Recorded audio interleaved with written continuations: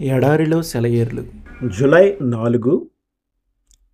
ఆ దర్శన విషయమును నిర్ణయకాలమున జరుగును. అది ఆలస్యముగా వచ్చినను దాని కొరకు కనిపెట్టుము. అది తప్పక జరుగును. హబక్కూకు 2:3. ఎదురు తెన్నులు అనే తన చిన్న పుస్తకంలో ఆడమ్ స్లోమన్ ఒక దర్శనం గురించి వ్రాస్తాడు.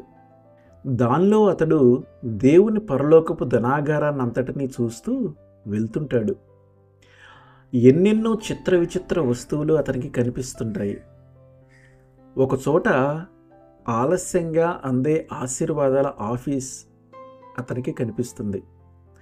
అక్కడ ఎన్నో ప్రార్థనలకు జవాబుగా ఎన్నెన్నో దీవెనలు చేర్చబడి ఉన్నాయి. దేవుడు సరి అయిన సమయం వచ్చినప్పుడు దానిని బయటికి పంపిస్తూ ఉంటాడన్నమాట. పెన్షన్ తీసుకునే వాళ్ళకి ఈ ఆలస్యం బాగా అర్థమవుతూ ఉంటుంది. ఆలస్యం కావడం అంటే అసలు పెన్షన్ రాదని అర్థం కాదు. ఆలస్యం అంటే నిరాకరణ ఎంత మాత్రమూ కాదు. ఈ ఆలస్యపు ఆశీర్వాదాల ఆఫీస్ మేనేజర్ గారి ప్రేమ, జ్ఞానం మితిలేనివి. అవి మన ఊహకు అందవు. మనుషులు కృప పంటను పచ్చిగా ఉన్నప్పుడే కోసేసుకోవాలని చూస్తారు. దేవుడైతే అది పరిపక్వమయ్యేదాకా కోసుకోనివ్వడు.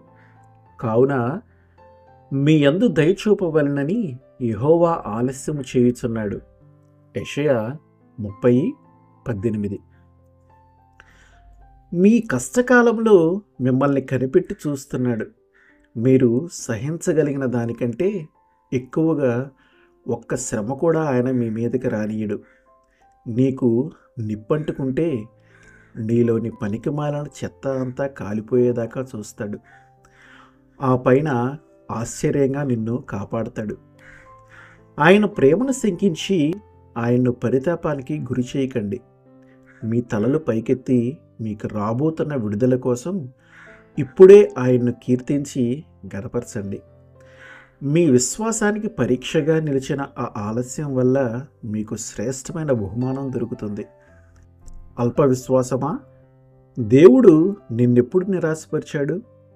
మబ్బులు పట్టి చీకటి కమ్మినప్పుడు మర్చిపోతావు. పూర్తిగా మర్చిపోతావు ఆయన నిన్ను విడిపించాడని, నీ దారి బాగు చేశాడని, మేఘాల మీద తన ఎండని కృమ్మరించాడని, నీ రాత్రిని పగలుగా మార్చాడని.